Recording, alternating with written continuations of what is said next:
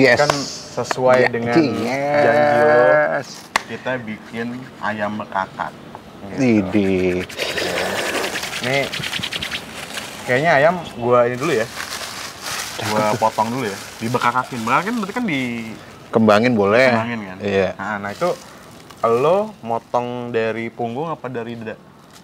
Enaknya lo. Oh, enaknya gue. Heeh. Tapi sebenarnya kalau misalkan ngomongin ayam bekakak gitu ya, ada nggak sih artinya sesuatu gitu yang khusus gitu loh?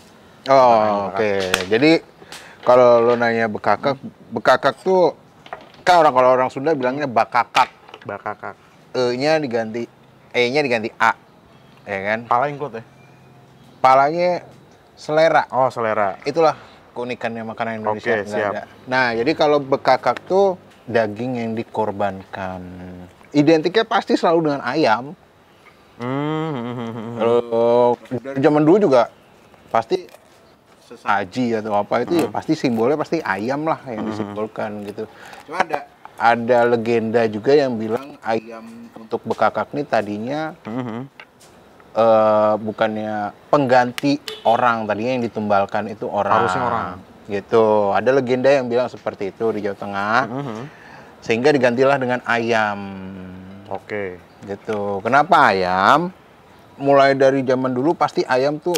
Ini berarti kita ngomong era di zaman kapan sih sebenarnya? Abad keberapa sebenarnya? Jadi gini, kalau lo abad keberapa? Gue bakal nyambung sama sejarahnya tumpeng nih. Oh gitu. Ini bakal ada sambungannya. Oke. Tumpeng itu ada nama buku namanya Atlas Wali Songo, Vin. Oke. Atlas Wali Songo. Nah, di buku itu ada kepercayaan kepercayaan kuno itu yang mempunyai filosofi tan keno kinoyo ngopo. Yang artinya adalah tidak dapat didefinisikan, tidak bisa digambarkan, lu nggak bisa ngelihat, nggak bisa ada apa-apa. Hanya bisa dirasakan. Oh, nah itu persis banget. Gue tuh di Bali itu gue ketemu orang, Wir. Dia nanya sama gue tentang ketuhanan kan. Lo percaya sama Tuhan nggak sih? Gitu kan. Dia nanya Tuhan tuh ada apa enggak? Oke. Tapi akhirnya dia bilang sama gue, Tuhan tuh nggak ada. Tapi yang nggak ada itu ada. Itu gue nggak tahu. Tiba-tiba di situ gue cuma diem doang, dia hilang. Gue coba meresapi gitu kan. Apa ini gitu kan? Kok bisa gue ketemu orang tiba-tiba ngomong Tuhan tuh nggak ada, tapi yang nggak ada itu ada apa ya gitu kan? Karena sebenarnya kan ya itu sebenarnya yang kita rasakan kan. Iya. Kita mempercayai sesuatu yang nggak ada. Betul. Gitu. Jadi agama Kapitayan itu mempercayai bahwa kekuatan ilahi itu, kekuatan Tuhan itu muncul dari suatu titik-titik. Salah satunya, makanya kekuatan Tuhan itu diartikan dengan seutas tali yang artinya tu, T dan U, atau T dan O. Nah, seutas tali itu bersifat yang atas baik, yang bawah buruk. Oke. Yang baik disebut Tuhan, yang buruk disebut hantu. Oke. Ya. Nah, sifat-sifat tadi itu muncul dari titik-titik yang tadi gue bilang. Batu, pintu, makanya di tempat-tempat sakral itu mereka biasanya menaruh sesaji. Ini berdasarkan buku Atlas Wali Songo ya. Gitu. Sesajinya itu apa? Yaitu sebuah tumpeng dan bukan nasi. Bukan nasi. Di buku itu dijelasinnya tumpeng ialah sekeranjang bunga atau mereka disebut tumbu. Tanaman, pokoknya tumbuhan itu disebut tumbu. Yang kedua itu ayam. Yang disebut tukung. Makanya di Jogja ada namanya ayam ingkung.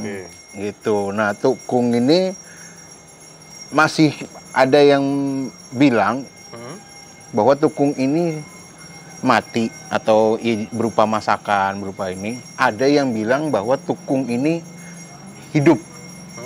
Ada dua cerita, ada dua versi cerita. Nah, kalau gua ngambil yang versi yang udah dimasak, tukung yang berkembang menjadi ayam ingkung, kemungkinan di situ juga menjadi titik awal dari ayam bekakak. Oke.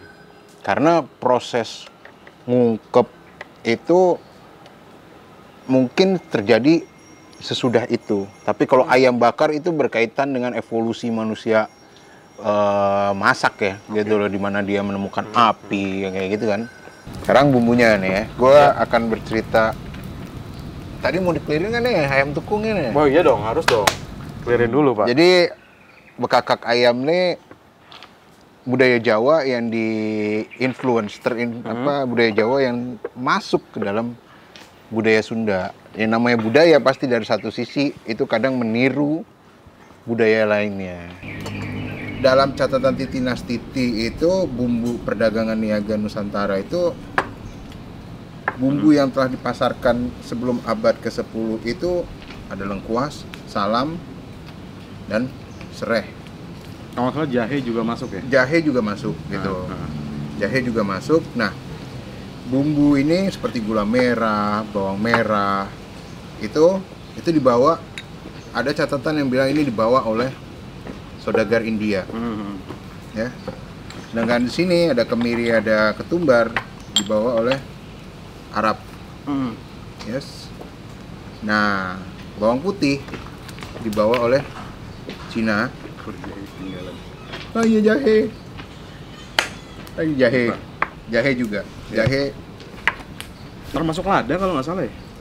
Iya Lada India. Oh, lada India. Lada dari India. Lada dari India abad ketiga. Nah, di sini ada cabai keriting. Cabai sendiri aja panjang ya.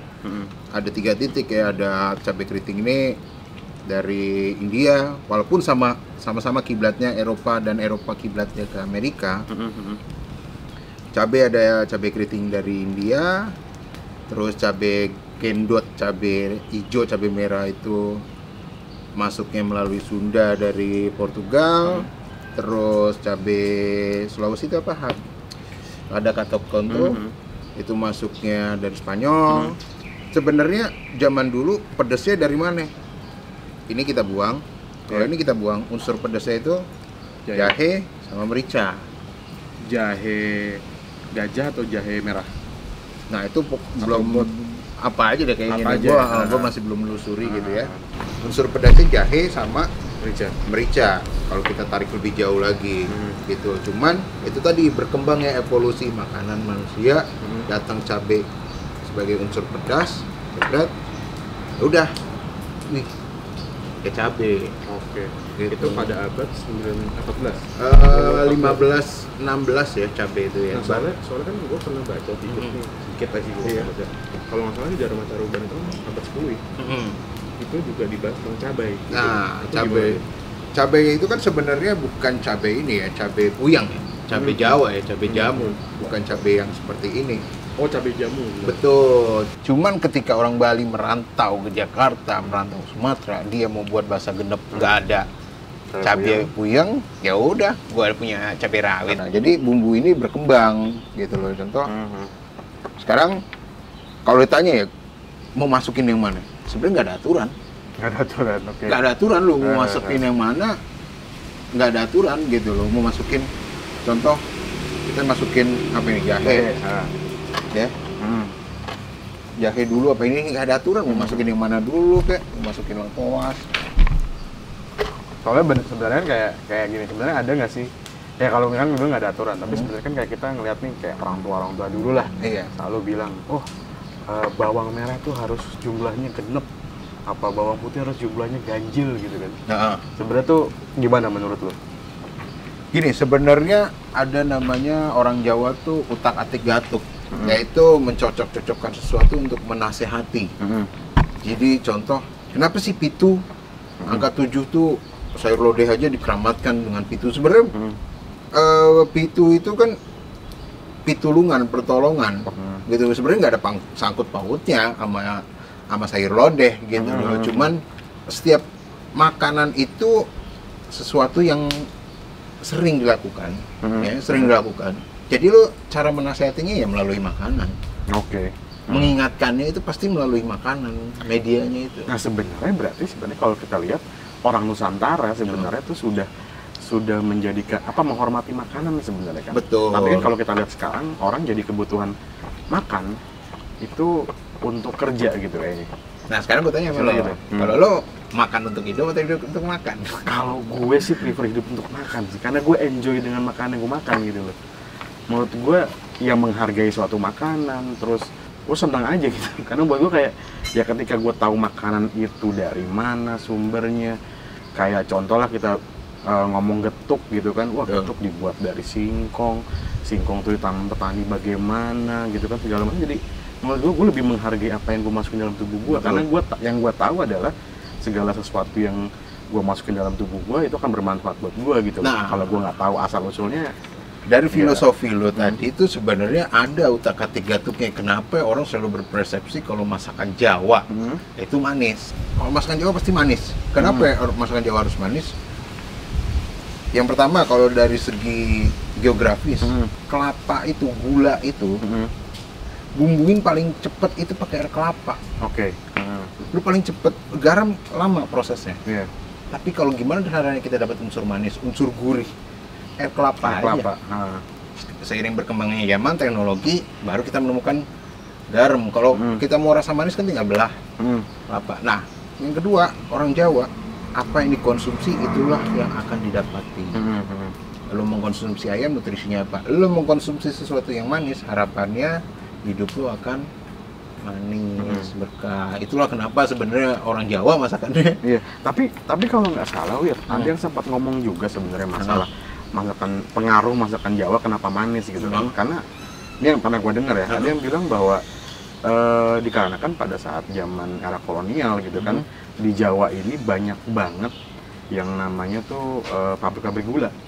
Itu akhirnya itu membentuk bahwa masakan Jawa ini menjadi semanis sekarang gitu loh. Sebenarnya kalau menurut pendapat lo gimana? Gini, dalam kitab Ramayana ya, sudah disebutkan tentang wajik, sudah disebutkan tentang dodol. Ramayana aja itu abad ketiga. Tapi dodolnya itu dodol seperti gimana nih? Karena kayak contoh lah tadi lo bilang kan, orang Jawa itu, orang Nusantara menemukan bahwa rasa pedas itu tadi kan dari jahe, sumber atau merica gitu. Nah, kalau kayak dodol tuh gimana? Jadi gue pernah nanya sama salah satu budayawan atau sejarawan, Bapak Dwi Cahyono. Itu dia dosen di Malang. Dia bilang, dulu caranya seperti apa cara membuat dodol yang dalam kitab Ramayana itu ialah menurut dia air kelapa atau gula merah itu kan jadi karamel tuh ya, seperti ini ya. Masukin durian atau sekarang kita kenal tuh lempok. Iya, lempok. Nah, itulah itu dodol. Asal mualah dodol. Iya, gitu. Jadi gue dari kata-kata dia gue berpikir jauh dong sebelum tubuh. Teknologi tebu gitu loh. Sebelum kolonialisme orang-orang ini datang, berarti kita sudah mengenal yang namanya unsur manis. Satu contoh lagi tentang masakan dengan rasa Medan. Medan itu asam, asin, pedas. Itu kan simbolnya dunia atas, dunia bawah, dunia tengah. Sama sama Toraja. Apa namanya tuh? Gue lupa gue sebutannya. Mulai jadi apa ya? Kalau Bolon itu gue sempat ingat, gue sempat ngobrol sama si Rahung. Iya. Nah, debata kan, 3 debata kan. Nah, itu kan berarti setiap masakan tuh punya utak-atik gatuk. Kenapa sih masakan Medan itu harus pedas, asam, asin? Ya karena ada simbolnya. Lo bilang tadi bumbu pakemnya adalah awalnya ya. Tadi cuman lengkuas, jahe, merica, sama apa lagi? Kemiri nggak ya? Kemiri nggak? Serai, terus. Nah, terus kapan sih ketika perubahan kok ada bawang merah, bawang putih? Dia gitu. ketika kayak ini kan masuk di tadi 10-14 ya? Iya, 14-15 lah. Masuknya itu ya ketika orang-orang India datang. Itu abad ketiga, abad kedua sih mungkin abad kedua, abad ketiga. Sudah mulai mengenal dengan bumbu, betul, bumbu tambahan, teknologi tambahan itu sudah mengenal. Satu contoh lagi kayak beras. Nasi itu baru abad kedua atau ketiga gitu ya. Gue pernah ke Borobudur, gue diajak sama guide-nya, gue diperkenalkan tentang beras. Reliefnya itu ada reliefnya Karma Dwi Bangga itu. Dia bilang ini gambarannya sagu gini. Jadi kita tuh diperkenalkan oleh bangsa India tentang teknologi beras atau padi. Makanya penanaman padi ya. Betul. Sebenarnya bukan penanaman ya. Padi itu sudah sudah ditanam, cuman bukan untuk dikonsumsi. Sudah ditanam tapi awal mula padi apakah sudah ada di sini tapi belum dikonsumsi? Iya, belum dikonsumsi. Jadi udah ada sebenarnya. Sudah ada, tapi bukan untuk dikonsumsi gitu loh. Nah, baru ketika orang-orang India datang, gitu, memperkenalkan bahwa ini tuh bisa dikonsumsi, yaitu tadi kebudayaan baru, kebudayaan lama menyatu lah, asimilasi lah budaya. Nah dari situ makanya kalau dikenal dengan namanya tumpeng tadinya cuma 2 itu masuklah nasi. Ini ngomong apa lagi nih? Oh iya, lupa apa lagi? Lagi seru. Terus iya. Oke. Kalau nggak kita nggak makan siang, Wir. Gua coba itu. Ya. Jadi kalau lu tanya persinggungannya apa? Udah masukin aja semua dah. Sebenarnya ada, Vin. Jadi kalau Sunda itu titik paling atasnya itu Tata Surya. Jadi dari Tata Salira, Tata Krama, terus Tata Negara, Tata Buana, yang terakhir itu paling tinggi itu Tata Surya, matahari. Ya sama mempercayai bahwa matahari itu dewa atau yang paling ditinggikan. Nah kalau di cross check dengan mitologi Mesir lah, Mesir juga, ya gue bukan nyangkut-nyangkutin nama Illuminati ya, tapi ya emang Mesir aja sangkut pautnya sama matahari juga. Iya. Ra ya. Ra gitu loh. Ra itu makanya para yang tempatnya dewa matahari, gunung itu. Makanya simbolnya gunung. Tapi kalau orang Jawa, gunung itu jalan untuk menuju ilahi. Sebenarnya beda-beda tipis. Iya. Gitu loh. Makanya tumpengnya jadi berbentuk gunung. Bentuk gunung dengan 7 macam iya. lauk ya. Dengan 7 macam lauk itu pun dikembangkan lagi. Ibaratnya gue udah dari Jawa Barat, dinas gue udah selesai atau kerja gue udah selesai, pulang kampung gue kembangin lah nih budayanya. Jadi 7 gitu. Makanya 7 itu pertulungan. Ya pakai masakannya udah menurut gue perkembangan juga sih lauk-lauknya gitu. Nih bawang putih. Nah, kayak gini, untuk menikmati tumpeng, itu ada caranya nggak sih, Bir? Yang bener ya. Sebenarnya kalau apakah harus dipotong yang atas atau yang bawah? Karena buat gue ngeliatnya gini, kayak itu kan simbol ya, tumpeng itu kayak gue melihatnya semakin mengerucut berarti ini logika gue aja gitu. Betul. Paling ujung adalah Tuhan gitu. Betul. Gitu kan? Kayaknya kalau logika gue kalau mikir kalau atas gue potong kayak gue kurang ajar kayaknya. Sebenarnya enggak juga sih, gitu loh. Jadi gini, ada beberapa persepsi, gue akan coba dari semuanya ya, biar terserah mau nangkep yang mana. Kalau gue kebebasan. Jadi gini, kalau yang bilang jangan dipotong itu ialah budaya Jawa, ya. Kenapa jangan dipotong? Harus dikepung. Biarkan dia jatuh sendiri ujungnya. Itulah yang disebut berkah ilahi jatuh kepada kita dengan sendirinya. Atau orang Jawa kadang memfilosofikannya menyatunya Tuhan dengan diri kita, gitu. Itulah orang Jawa berkata dengan ini, manunggal ing kaulalan Gusti. Manunggal ing kaulalan Gusti itu kalau nggak salah Sesi Jenar ya? Iya, Sesi Jenar gitu loh. Nah, ada yang bilang seperti itu.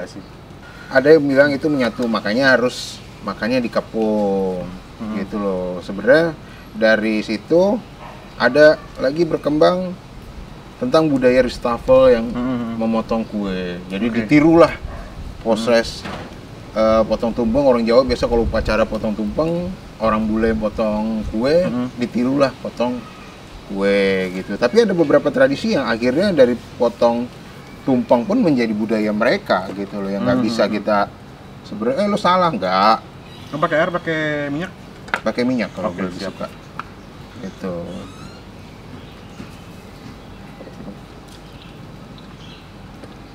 Iya sebenarnya kayak kalau 17-an nih bentar lagi berarti ya Presiden Jokowi pasti potong tumpeng. Yes. Iya nggak?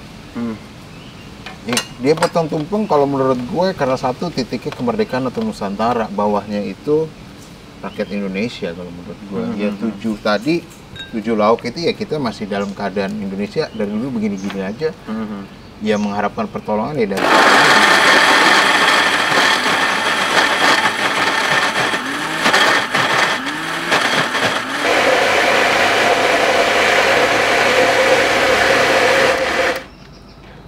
udah hancur.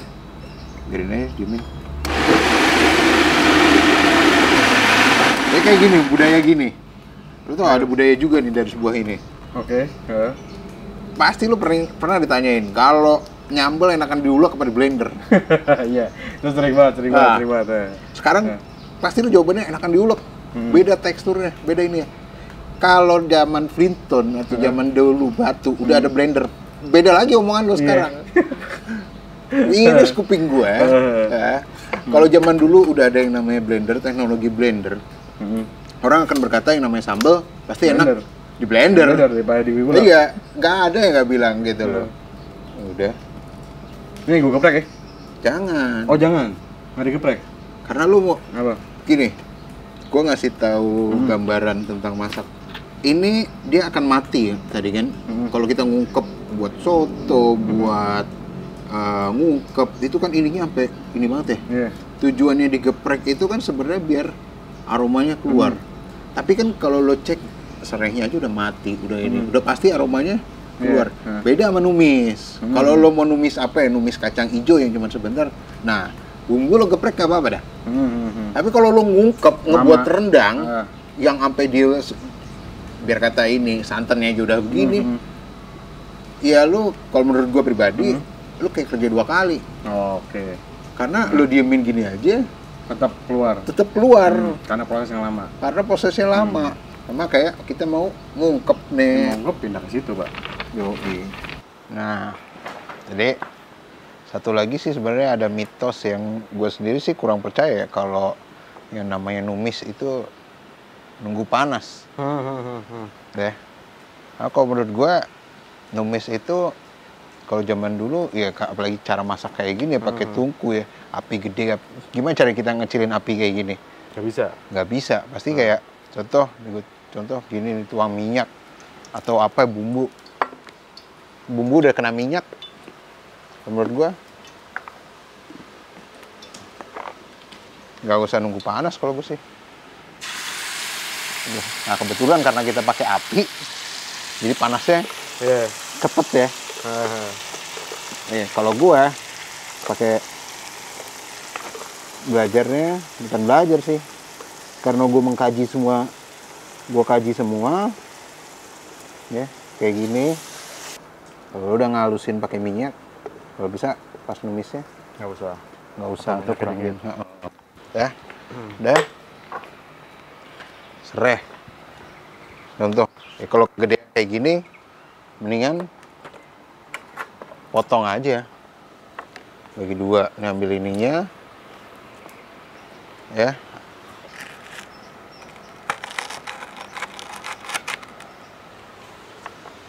Udah. Nggak digeprek ya, sama gue nggak gue geprek,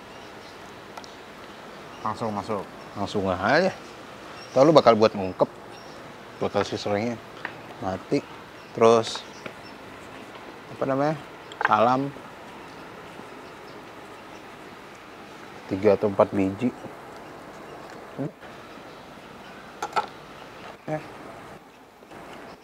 Hidup nggak nih? Hidup, Pak. Hidup. Ya udah. Panas tadi. Tenang. Sampai berubah warna, sedikit gelap. Biasanya sih kalau di Sunda itu bekakak tuh jadi syarat untuk nikahan. Oh gitu. Menggambarkan si simbol si laki-laki, ayamnya itu. Oh Sunda tuh yang ini ya, nikahannya ayamnya tuh ditarik ya? Iya, ditarik-tarik dong. Ini udah ya, minyaknya keluar ya? Cakep nih, udah jadi paste gini udah. Udah bisa gini, baru kita tuangin santan. Ini dulu. Tapi kalau dari lo deh, gitu ya, yang lo tahu gitu menurut hasil pencarian, apa gimana? Apaan? Iya, nggak apa-apa. Gitu. Kita tuh menggunakan santan memang dari dulu sudah digunakan santan diperas, atau gimana gitu? Kan ada relief di mana gitu ya, ada reliefnya batu tentang. Kalau nggak salah santan tuh sempat disebut-sebut ya, gue pernah baca di salah satu IG. IG lo itu dong berarti. Ya. Lo coba cari-nyari lah itu. Budaya Nama pesisir. santan tuh sempat disebut-sebut soalnya. Iya. Nah itu sebenarnya gimana sih ceritanya dari santan sendiri? Santan itu kan budaya pesisir ya, budaya pantai ya. Penggunaan santan itu berkaitan dengan yang namanya proses pengawetan. Oke. Dan penggunaan teknologi minyak. Gitu loh. Jadi untuk mendapatkan si minyak ini kan harus melalui ampas kelapa kalau nggak salah ya. Tai kelapa gitu. itu kan? Iya kan, untuk mendapatkannya. Nah kan santannya kan dimanfaatin akhirnya. Gitu loh. Daripada dibuang, sayang, akhirnya dimanfaatkan lah. Berarti Gitu sebenarnya masakan loh. Nusantara itu pertama kali memakai minyak dari santan. Iya, dari Minyak kelapa ya? minyak kelapa. Sudah ada pengolahan itu sebenarnya. Iya, sudah ada pengolahan itu. Belum minyak-minyak yang lain. Belum. Gitu. Jadi sebelumnya itu sudah mengenal yang namanya teknik pengolahan seperti itu. Gitu. Ini gue masukin si Ayam ya? hayam.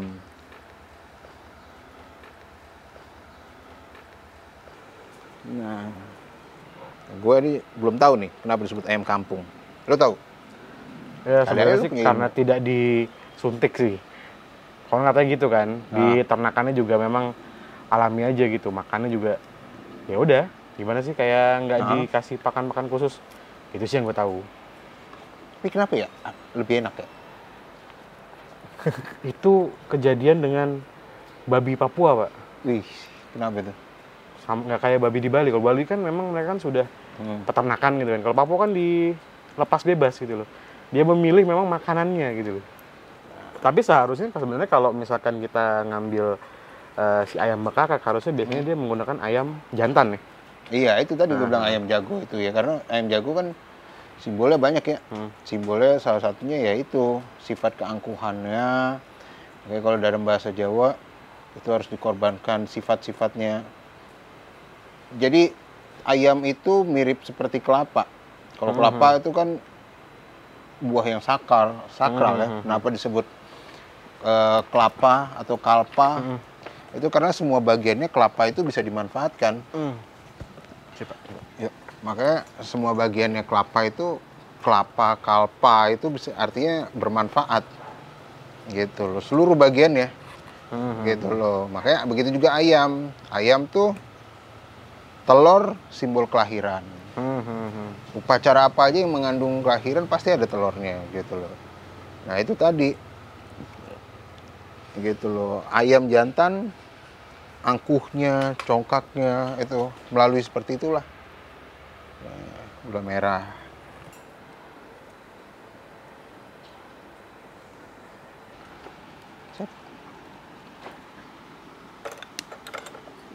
Kayak gini. Garam. Gue sampai pernah ngobrol dengan Om Will tentang garam. Gue, Om Will, dan Rahung bertiga ngobrol masalah garam. Teknik garam itu kalau menurut Om Will itu dari ikan asin. Dimana zaman dulu kan ikan asin memang sudah diperdagangkan. Dari sisi ketika si ikan itu dijemur, ada kristal-kristal di ikannya itu, nah disitulah kita mengenal unsur garam. Kalau menurut Om Will, disitulah pertama kali kita mengenal teknik garam gitu. Tapi ya memang benar, berapa banyak dalam catatan prasasti itu tentang ikan asin. Kadiwas, ada namanya kadiwas, ada namanya, bahkan dendeng aja kan sebenarnya bukannya dari Padang kan. Gitu, karena dendeng itu artinya ya ikan yang diawetkan itu. Oh gitu. Dendeng itu dalam prasasti Taji, prasasti Watukura 1 itu ada daing, tulisannya lupa gue, DAINK kalau nggak salah. Dan itu ikan. Dan itu ikan, bukannya kalau kita mengenal sekarang apa namanya dendeng balado tuh daging, itu bukan. Nah tapi kalau misalkan tadi lo bilang pengasin apa, kita mengenal garam itu dari ikan asin gitu kan. Berarti kalau dari catatan yang ada gitu sebenarnya proses pengasinan ikan tidak digarami dong berarti. Memang ikan laut alami. Taruh aja di panasin, dijemur gitu. Betul, itu alami. Terus ada kristalnya. Ada kristalnya itu. prosesnya pertama kali gitu. Jadi bukan melalui tambak kan. Jadi ya ketidaksengajaan. Terserah lo deh ini mau pakai enggak.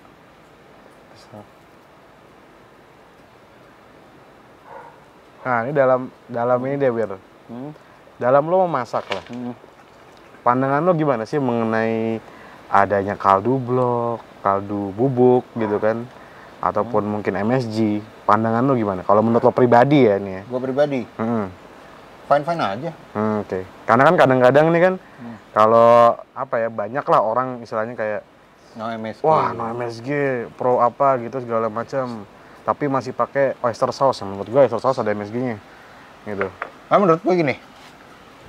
Ini pribadi ya? Iya. Kalau menurut gue, setiap orang punya ketahanan tubuh masing-masing. Yes. Kalau gue pribadi, nggak ada masalah. Kita kan nggak bisa mempermasalahkan udang tuh kolesterol, udang tuh ini, udang tuh ini. Enggak. Tapi kan tubuh kita yang nggak bisa menerima yang namanya udang. Begitu juga MSG. Tubuh kita punya batasan untuk bahan tertentu sebenarnya. Itu. Hanya saja beda-beda. Ini udah mulai asap, Wir? Yoi, ya. Terus?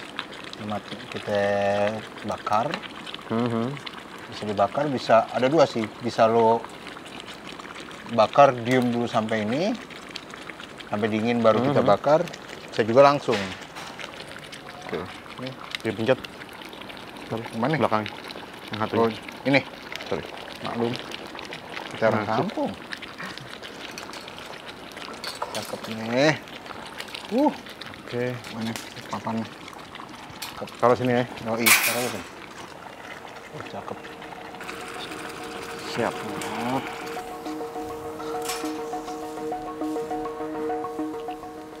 Ini kan udah oke nih, Wir. Kita ngobrol sambil makan. Wah, cakep. Sip. Oke. Lo tadi utang cerita masalah taliwang. Taliwang. Iya. Taliwang itu jadi hampir sama kayak yang kita lakukan sekarang ini. Jadi ada dua kerajaan di Bali dan di Lombok perang. Sama juga. Sambil makan aja. Oh iya. Sama juga sama dengan kisah Papua menyelesaikan konflik dengan makanan. Begitupun juga di Bali gitu. Kerajaannya kan nama Taliwang itu kan dari nama kerajaan. Kerajaan Taliwang gitu. Makanya terkenal sampai sekarang ayam Taliwang. Ayam pemersatu antara Lombok dan Bali. Lombok dan Bali betul. Itu. Tapi sebenarnya kalau misalkan kayak gini yang kita lakuin nih, makan apa namanya, makan liwetan gitu ya, ada nggak sih sebenarnya sejarahnya atau gimana gitu? Liwet. Atau sebenarnya ya kalau ngeliwet, yang liwet nasi kan proses sebenarnya kan. Tapi kalau tata cara makan seperti ini, ada nggak sih sebenarnya? Akarnya itu sebetulnya dari salah satu Wali Songo. Gitu loh. Mungkin jauh sebelum itu ada, cuman bukti tertulisnya itu dari Atlas Wali Songo, buku yang tadi Profesor Agus Sanyoto. Jadi si Sunan Bonang itu di daerah Singkal di Kediri. Itu untuk menandingi suatu aliran. Gitu. Dia tidak menggunakan kekerasan gitu. Jadi ibaratnya dia menandinginya dengan kebudayaan. Salah satunya sesajinya itu yang bisa dikonsumsi. Tadinya sesajinya itu sesaji yang mungkin dibilang ekstrim ya, seperti darah manusia, seperti daging manusia gitu. Jadi melawannya seperti ini. Jadi ibaratnya dulu melakukan seperti ini.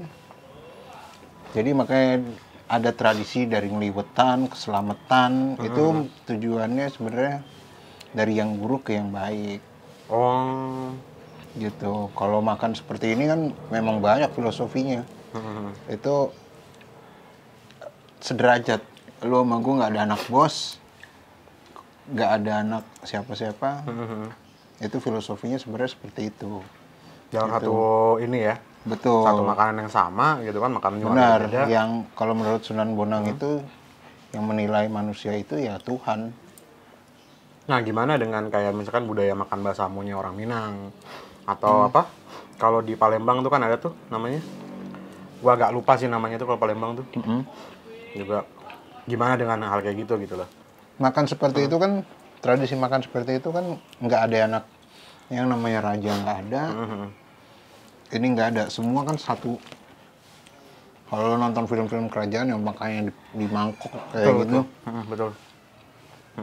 Makanya pas zaman Wali itu tidak ada yang namanya kaum istana, kaum kaula, yang di luar istana nggak ada. Kalau tradisinya ya zaman dulu ya hanya beda kasta. Kalau yang di istana pakai yang kayak dari piring-piring dari keramik apa namanya? Yang tanah liat. Tanah liat ya. Ketika kita mengenal yang namanya seperti ini, udah semua sama. Nah, ngomongin tentang pernasian di Nusantara deh. Mau cerita asal mula si tumpeng tuh gimana? Ya orang menggunakan tumpeng sebagai salah satu media berdoa. Jadi interpretasinya ya terpecah ke macam-macam. Ada yang bilang putih untuk ruahan, untuk pensucian diri. Ada yang kuning untuk bersyukur, keagungan, gitu loh. Jadi ada yang cuman tumpeng putih, tumpeng apa namanya? Kalau tidak salah namanya tumpeng rombyong. Itu cuma nasi putih dibentuk tumpeng sama urap. Oh gitu, hanya urap saja? Hanya urap. Ada yang seperti itu. Hanya ada juga yang gue lupa nama tumpengnya. Yang cuma nasi kuning, telur sama cabe. Ada. Tumpeng itu kan berkembang ya. Iya. Jadi gini, tumpeng itu simpul cabenya itu selalu dengan identik dengan cabai merah, cabai rimah. Cabai merah dengan yang kalau lo perhatiin tuh tumpengnya merah, cabenya Mekar. ada yang mekar, ada yang cuma lurus ke atas. Tapi itu kan cabenya sebetulnya cabai yang dibawa oleh Eropa. Iya.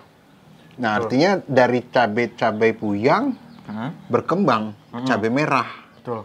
Gitu. Berarti tumpeng juga ngalamin evolusi dengan budaya setempat, dengan perkembangan zaman. Nah, tapi yang perlu diingat, tumpeng itu bentuknya gunung. Gitu. Jadi, kalau ada yang bilang tumpeng kreasi yang bentuknya mobil, bentuknya itu sebenarnya bukan nggak bisa dibilang tumpeng. Gitu. Karena tumpeng itu sendiri kan artinya jalan menuju Irahi kan. Tumapaking Gusti Pangeran Tumindak Lempeng. Gitu. Ini pendapat pribadi kalau gue ya. Iya, nggak apa-apa. Pendapat pribadi lo nih. Mengenai yang namanya budaya tumpengan. Ada yang namanya ruatan. Budaya-budaya lain lah ya. Tapi sorry gue di sini ngomong cuman ya karena yang gue lebih paham ada budaya Jawa, karena gue orang Jawa. Gitu kan. Jadi itu aja yang gue sebutin.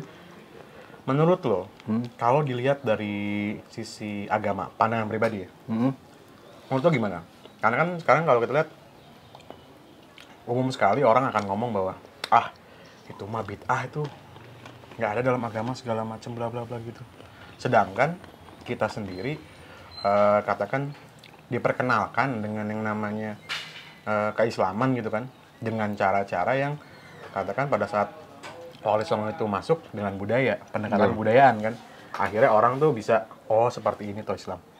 Ya, kalau lo pribadi gimana?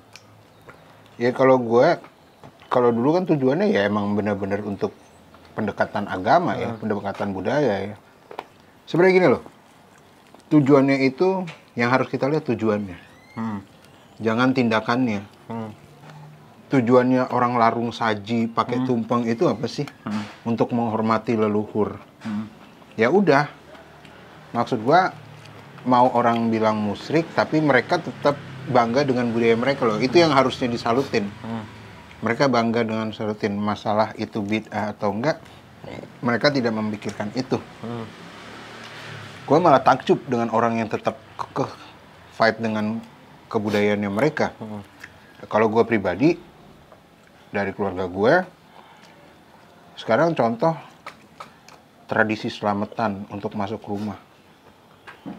gitu. Untuk ya gue menghargai yang ada dalam rumah. Gue mengadakan pengajian pakai makanan kayak gini-gini, ruahan atau apa. Yang menghargai itu ya nggak cuma yang terlihat oleh mata. Yang tidak terlihat oleh mata pun kita harus hargain. Itulah kenapa gue bilang Indonesia ini sebenarnya multikultur. Itu yang harus dihargain. Bukan apa gunanya Bhinneka Tunggal Ika. Tapi lo yakin kan kalau bahwa memang resep Nusantara sendiri itu kaya banget, sekaya itu gitu loh. Bahkan kayak mungkin kalau kita berdua bikin soto ayam gitu let's say. Mungkin akan terjadi perbedaan di situ. Walaupun sama-sama yang kita tuju adalah soto ayam Surabaya misalkan. Lo pakai ini, lo pakai itu, segala macem gitu kan. Kalau lo perhatiin bukunya Soekarno yang Mustika Rasa, Bang J.J. Rizal pernah bilang itu pun belum ada 40%. Itu mungkin baru 30% Soekarno mendokumentasi itu.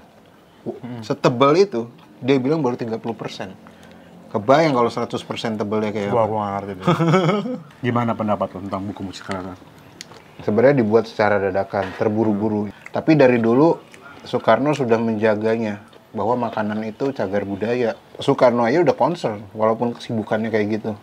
Yang gue penasaran adalah gini, ini selalu jadi pertanyaan. Pasti banyak mungkin orang yang tanya sama lo.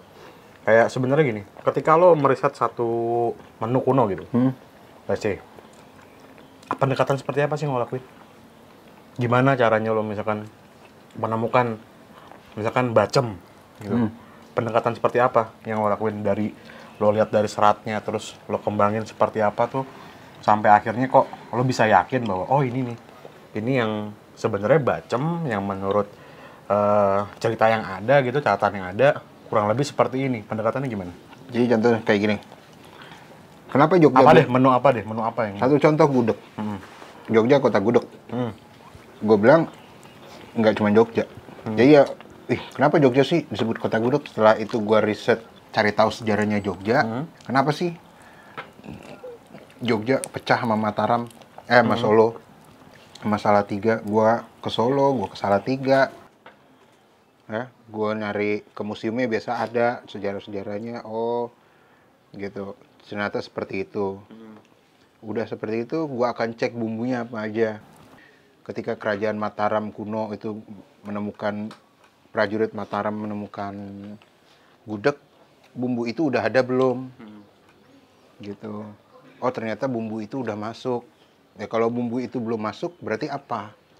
Jadi dalam bumbu gudeg tuh, contoh, bawang merah udah ada belum? Bawang putih udah ada belum pada saat itu? Gitu. Yang dimaknai gudeg tuh apa sih? Gitu. Mengudek, ngaduk. Oh, ngudek. Yang gudeg, iya kan? Ngudek, gudeg, ngaduk. Itulah apa yang diaduknya pada saat itu. Kalau kata Prof. Mur, itu gori atau nangka. Gitu.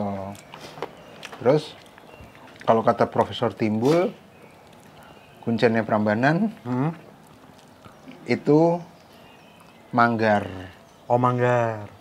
Kalau gudeg itu tercipta pada saat kerajaan Mataram, Solo punya hak atas gudeg. Jadi susah, walaupun gudeg terciptanya di kota gede, tapi kan pada saat itu gudeg itu masih milik Mataram.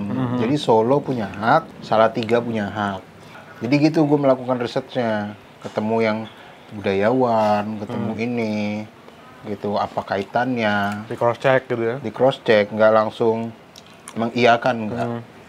Gitu, kalau memang ada dicatat dalam catatan, betul, dari serat ataupun apa gitu kan. Betul. Satu contoh, kita membuat dendeng yang betul-betul, kita harus cek dulu bahannya pada saat itu udah ada atau belum. Oke. Itu. Sampai saat ini, berarti resep apa yang tertua yang sudah lo coba riset dan lo coba replika ulang? Paling ya kayak gini, kayak ayam ingkung. Gue mencoba dengan hanya bumbu Nusantara asli. Maksudnya yang tadi cuman Walaupun rasanya kurang begitu nikmat, cuman gue pengen tahu gambarannya zaman dulu seperti apa sih ayam ingkung itu yang cuma Hanya dengan lengkuas, serai, jahe. gitu. Hanya cuma seperti itu, seperti apa sih? Jadi kayak ngebuat sate lilit. Orang bilang sate lilit itu kan dulu sate languan namanya kan, ikan languan. Tidak dipencet-pencet seperti itu, tapi benar-benar dikilit gitu kan.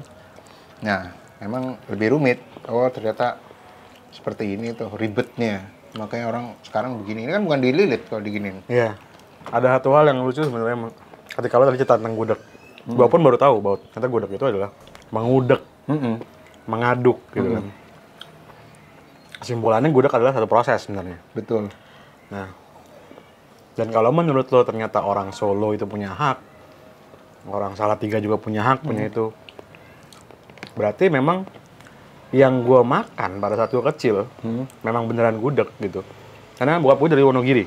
Oke. Nah, gudeg kami itu warnanya kuning dan berkuah, nggak coklat. Nah, itu kan.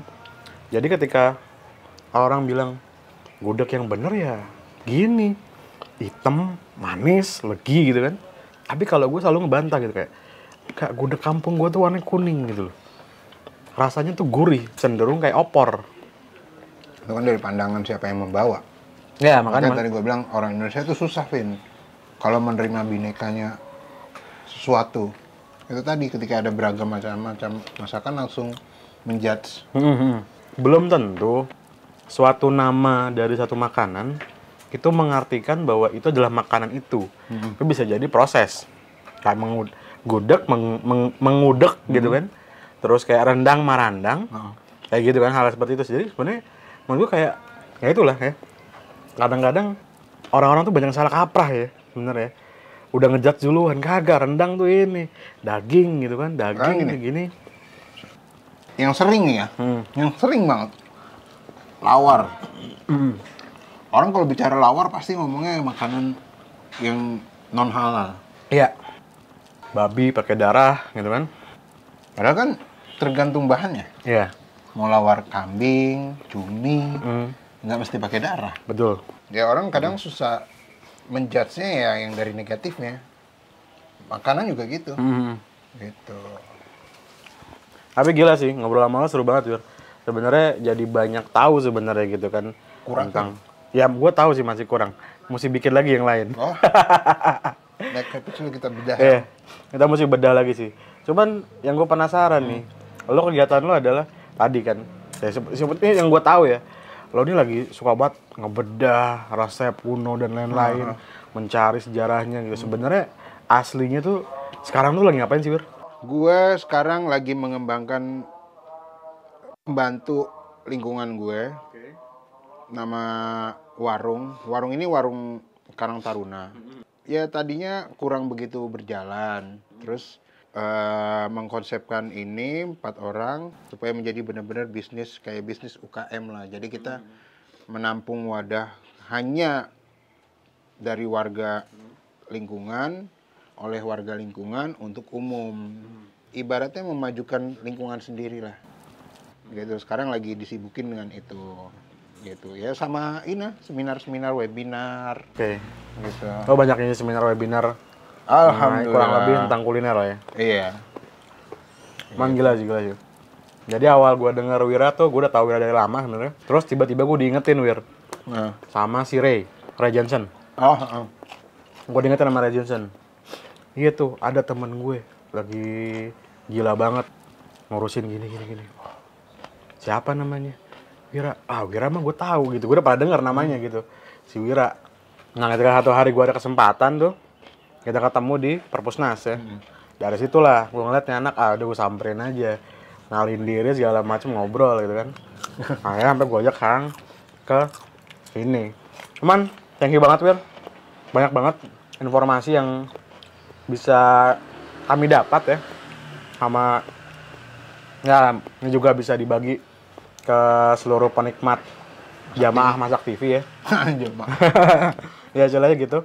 Jadi bahwa ya inilah sebenarnya satu hal yang istilahnya selalu gue pengen adalah ketika orang-orang ini melihat satu makanan bukan hanya sekedar untuk mengisi perut doang gitu loh. Tapi makanan itu adalah sesuatu yang sebenarnya kalau lo lihat dari nenek moyang lo itu sudah menjadikan makanan itu sebagai sesuatu yang sakral. Pokoknya gila Wir, thank you banget buat lo udah mau datang ke studio Masak TV. Siap. Terus kita ngobrol bareng, gua gila sih ilmunya banyak banget. Ya. Asli, ini kalau nggak di stop nggak bakal berhenti. Iya. Serius. Terus nih. Gue masih pengen terus banget sih ini. Banyak yang bisa dibicarain lagi. Lo yang penasaran sama Wira, lo cari tahu sendiri dah, ya. Namanya udah keluar di bawah dari awal kita persyutingan. Itu keluar semua, ya lo cari tahu sendiri tentang Wira. Ya. Oke, thank you udah nonton video kali ini. Jangan lupa tonton video kita yang lainnya dan yang penting tetap di Masak.tv, anaknya ngeri banget.